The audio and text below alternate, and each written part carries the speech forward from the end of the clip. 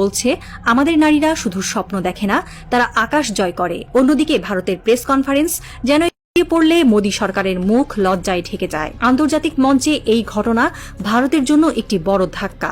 অন্যদিকে রাওয়ালপিন্ডিতে উৎসবের আবহ। আয়েশার নাম এখন পাকিস্তানের প্রতিটি ঘরে ঘরে। তার সাহস, তার দৃঢ়তা, তার নিখুঁত নিশানা, এগুলো শুধু একটি বিমান ধ্বংসের গল্প নয়, এটি একটি জাতির মনোবলের গল্প। রাত গভীর, সীমান্তের আকাশে নিস্তব্ধতা, কিন্তু রাওয়ালপিন্ডির সামরিক ঘাঁটিতে আলোচনা চলছে। আয়েশা কি আবার মিশনে যাবেন? তার পরবর্তী নিশানা কি হবে কেউ জানে না। নয়াদিল্লিতে মোদীর কার্যালয়ে আলো জ্বলছে। একজন উপদেষ্টা পত্রিকার শিরোনাম দেখিয়ে বলেন, আমরা একটি রাফাল হারিয়েছি, কিন্তু তার চেয়েও বড়, আমরা হারিয়েছি বার্তার যুদ্ধ। মোদী নীরবে তার চশমা খুলে ডেস্কে রাখেন। দূরে কোথাও একটি যুদ্ধ বিমানের শব্দ। এটি ভয়ের নয়, শ্রদ্ধা আর সন্দেহের মিশ্রণ। আয়েশা ফারুক কি আবারও কোনো ভারতীয় যুদ্ধ বিমান ধসিয়ে দিল?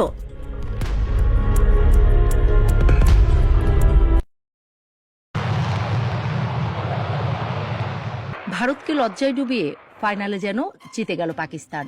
যে রাফাল ও সুখোই নিয়ে অহংকারের শেষ ছিল না ভারতের, সেই যুদ্ধ বিমানগুলোকে যেন পাত্তাই দিল না ইমরান খানের দেশ। ভয়ঙ্কর এসব যুদ্ধ বিমানকে মশার মতো ধ্বংস করল পাকিস্তান। পাকিস্তানি সামরিক বাহিনীর মুখপাত্রের বরাত দিয়ে পাকিস্তানের সংবাদ মাধ্যম ডন বলছে, হামলায় অংশ নেওয়া 5টি ভারতীয় যুদ্ধ বিমান তছনছ করে দিয়েছিল পাকিস্তানের আকাশ। এর মধ্যে 3টি ফ্রান্সের তৈরি রাফাল, একটি রাশিয়ার তৈরি সু-30 ও অন্যটি মিগ-29 যুদ্ধ বিমান। অন্যদিকে পাকিস্তানের বিমান বাহিনীর কোনো বিমান ক্ষতিগ্রস্ত হয়নি বলে দাবি করছে পাকিস্তান। পাক ভারত টানটান উত্তেজনার মধ্যেই গত এপ্রিলের শেষে ফ্রান্স থেকে আরও 26টি রাফাল যুদ্ধ বিমান কেনার চুক্তি করে ভারত। আগে থেকে ভারতের হাতে থাকা 36টি রাফাল যুদ্ধ বিমানের সঙ্গে $740 কোটি মূল্যের নতুন 26টি রাফাল যোগ হলে ভারতের শক্তি বাড়বে, এমনটা ভাবা হচ্ছিল। কিন্তু বিলিয়ন বিলিয়ন ডলারের এসব যুদ্ধ বিমানকে নিমেষেই ছাই বানিয়ে দিল পাকিস্তান। অর্থাৎ হামলা করতে এসে উল্টো লজ্জাজনক অবস্থায় পড়তে হলো ভারতকে। পাকিস্তানি তথ্যমন্ত্রী আতাউল্লাহ তারার রাত 2:45 নিশ্চিত করেন যে পাকিস্তানের তাৎক্ষণিক জবাবের ফলে 2টি ভারতীয় যুদ্ধ বিমান ভূপাতিত হয়েছে। প্রায় 1 ঘণ্টা পর তৃতীয় বিমান, একটি রাফাল জেট ধ্বংস হওয়ার তথ্য আসে। 5টার পর তথ্যমন্ত্রী তারার এবং প্রতিরক্ষা মন্ত্রী খাজা আসিফ চতুর্থ ও পঞ্চম ভারতীয় যুদ্ধ বিমান ভূপাতিত হওয়ার বিষয়টি নিশ্চিত করেন। এদিকে পাকিস্তানের প্রধানমন্ত্রী হুঙ্কার ছেড়েছেন, শত্রুরা পাকিস্তানের অভ্যন্তরে 5টি জায়গায় এক কাপুরুষোচিত আক্রমণ চালিয়েছে।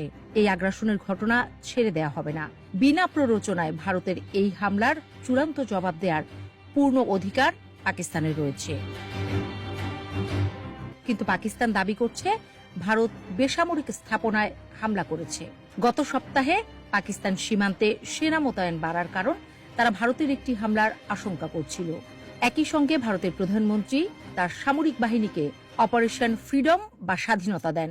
পাকিস্তান সেনাবাহিনী হুঁশিয়ারি দেয়, যদি কোনো আগ্রাসন ঘটে তবে তার দ্রুত ও উপযুক্ত জবাব দেয়া হবে। এর মধ্যেই কূটনৈতিক যোগাযোগও অব্যাহত ছিল উত্তেজনা নিয়ন্ত্রণে রাখতে। তবে বলা হচ্ছিল পাকিস্তানকে ছেড়ে ভারতমুখী হয়েছে ট্রাম্প প্রশাসন। কিন্তু পাকিস্তানের হামলার পরপরই পাকিস্তানের পক্ষে মুখ খুলেছেন ট্রাম্প। তীব্র নিন্দা করেছেন ভারতের, বলেছেন পাকিস্তানে ভারতের হামলা একটি বড় লজ্জাজনক ঘটনা। এই যুদ্ধের দ্রুত সমাপ্তিও চেয়েছেন ট্রাম্প। পাকিস্তানের গণমাধ্যম বলছে, পাকিস্তানি সাধারণ মানুষ যখন সারাদিন ক্লান্ত হয়ে রাতে ঘুমাচ্ছিলেন তখনই তাদের উপর হামলে পড়ে ভারত। পাকিস্তানও আর দেরি করেনি। ভারতের সেনাবাহিনী তাদের এক্স হ্যান্ডেলে দেয়া এক পোস্টে দাবি করেছে, ভারত শাসিত কাশ্মীরের পুঞ্জ রাজৌরি এলাকার ভিমবার গলিতে কামান থেকে গোলা নিক্ষেপ করেছে পাকিস্তান, আর তাতেই কুপোকাত ভারতের অহংকার। মোদী সরকারের এক বিবৃতির বরাতে বার্তা সংস্থা রয়টার্স জানিয়েছে, ভারতের সশস্ত্র বাহিনী অপারেশন সিঁদুর শুরু করে